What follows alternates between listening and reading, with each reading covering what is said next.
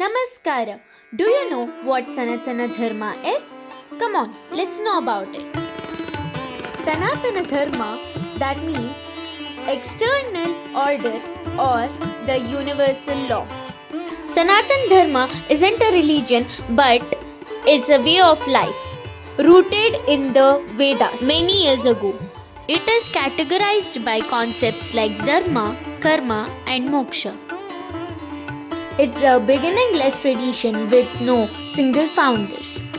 Sanatan is which originates in India and encompasses diverse paths. Philosophies like Vedanta and Yoga, scriptures such as Upanishads, Gita, and Puranas, and it involves practices like yoga and meditation.